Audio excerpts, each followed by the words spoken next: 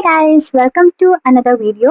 So today we are going to talk about the things that happened during the first year of college. എൻ്റെ first ഇയറിൽ നടന്ന വളരെ വളരെ അടിപൊളിയായിട്ടുള്ള കാര്യങ്ങളെ പറ്റിയാണ് ഇന്നത്തെ വ്ളോഗ്.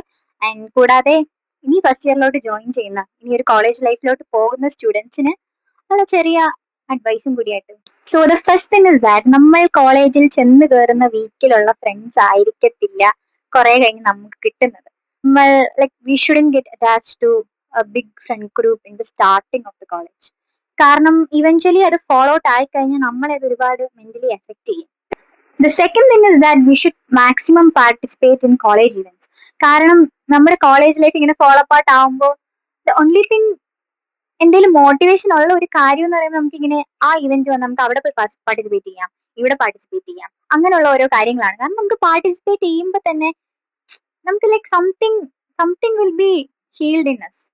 ഐ ഡോണ്ട് നോ, ഒരുപാട് പേര് പറഞ്ഞിട്ടുണ്ട് നമ്മളിങ്ങനെ സോഷ്യൽ ലൈഫ് മോശമാണെന്ന് പറഞ്ഞിട്ട് നമ്മൾ ഇവന്റ്സിന് പാർട്ടിസിപ്പേറ്റ് ചെയ്യാതിരുന്നാൽ നമ്മൾ ഫ്യൂച്ചറിൽ അത് റിഗ്രറ്റ് ചെയ്യും. കാരണം നമ്മുടെ ഈ കോളേജ് ലൈഫ് ഒന്നേ ഉള്ളൂ. സോ നമുക്ക് എത്ര നെഗറ്റീവ് അറ്റ്മോസ്ഫിയർ ആണെങ്കിലും ആഫ്റ്റർ 3 or 4 years നമ്മൾ ഇത് ആലോചിച്ചുകൊണ്ടിരിക്കുമ്പോൾ എന്തെങ്കിലുമൊക്കെ വേണ്ടേ. അങ്ങനെ ഒരു രീതിക്ക് നമുക്ക് ഇവന്റ്സിനൊക്കെ പാർട്ടിസിപ്പേറ്റ് ചെയ്യാൻ ഒരുപാട് യൂസ്ഫുള്ളും ഹെൽപ്ഫുള്ളും ആണ്.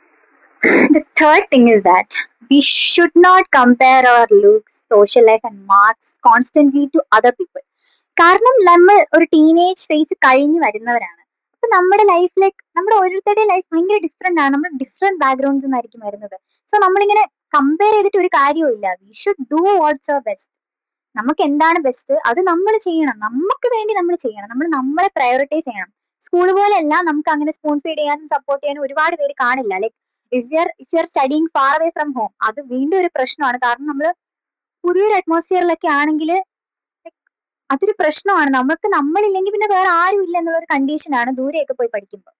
It's the last and foremost thing I have to say today. അതെന്ന് പറയുമ്പം യൂണിവേഴ്സിറ്റി എൻവയൺമെന്റ് ടോക്സിക് ആകുന്നത് അക്കാഡമിക് പ്രഷറോ സ്റ്റഡീസോ ഒന്നും കൊണ്ടല്ല. അവിടുത്തെ എൻവയൺമെന്റ് കൊണ്ടിട്ടാണ്. ലൈക്ക് അവിടുത്തെ സോഷ്യൽ എൻവയൺമെന്റ് കാരണമാണ് നമുക്ക് യൂണിവേഴ്സിറ്റി ലൈഫ് ഓവർവെൽമിങ് ആവുന്നത് ആൻഡ് ടോക്സിക് ആവുന്നത്.